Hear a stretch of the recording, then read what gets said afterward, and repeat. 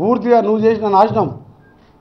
చివరిగా చెప్తున్నా, నీ బిడ్డ అరెస్ట్ కాకుండా ఉండటానికి నువ్వు ప్రాజెక్టుల పేరు మీద చేసిన దోపిడీ మీద 7 కేసులు పెట్టి ఇలా జార్ఖండ్ సీఎం కేజ్రీవాల్ సీఎం రేపో మాపారం చేస్తుంటారు.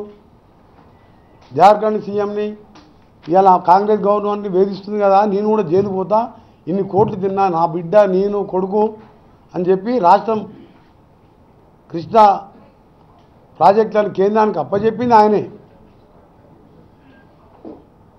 అదే సాక్ష్యం కదా, బీజేపీ ఎంపీలు చెప్పింది కదా, 60 ఫోన్లు దొరికినాయి, రేపం పాప కవిత అరెస్ట్ అవుతుందని రోజు బీజేపీ ఎంపీ స్టేట్మెంట్ ఇచ్చారు. ఎందుకు అరెస్ట్ కాలే? ఇగో ఇటువంటి అన్ని రాష్ట్రానికి అన్యాయం చేసేస్తున్నాను. పోయినసారి పార్లమెంట్ మెంబర్గా చూశాను నేను. ఏ రైతు బిల్లు తెచ్చినా, జిఎస్టీ తెచ్చినా, ఏది తెచ్చినా దానికి సపోర్ట్ చేసేది Congress party, DMK party, TMC వాళ్ళం మేము బైకాట్ చేసేవాళ్ళం. అందుకనే మా ముఖ్యమంత్రి గారికి సవాల్ విసిరి నేను ఒకటే, అసెంబ్లీలో చర్చిద్దామని. ఆ చర్చకు సిద్ధంగానే మీ అసలు రంగు బయటపెట్టి, అందుకనే ఈ 3 జిల్లాలలో అడ్రస్ లేకుండా పోయినరు. మీకు ఇక తెలంగాణలో భవిష్యత్తు లేదు.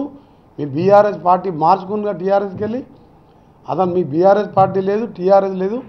మీ కారు ఎప్పుడు అంటాడు ఆయన, అది వేది షెడ్డు పోలే, ఇంటి సర్వీసింగ్ పోయిందంటు.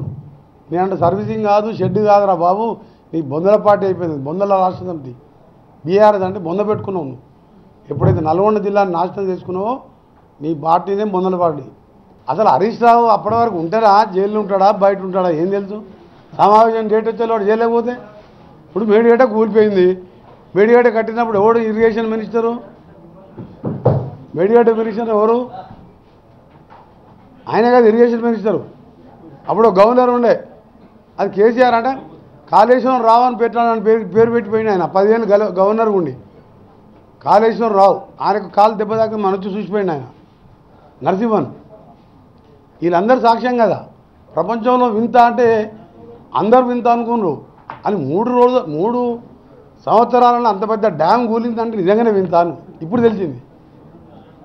ఎప్పుడైనా డ్యామ్ మనం పోయినాం, ఆ డ్యామ్ ఎప్పుడైతే కుంగిన డ్యామ్ మీద నడిచినాం 2 కిలోమీటర్లు, 5 మినిస్టర్ నడుస్తున్నది.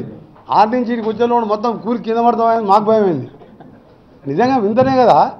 3 ఏళ్ళల్లో డ్యామ్ దిగిందంటే వాడేమంటాడు, కొందరు ఆఫీసర్లు వంగిన తెల్లారి మాకు డౌట్ వస్తుందని పోలీస్ ఆఫీసర్లు స్టేట్మెంట్ ఇచ్చారు, ఇది విద్రోహ చర్యలా అనుమానం ఉందని.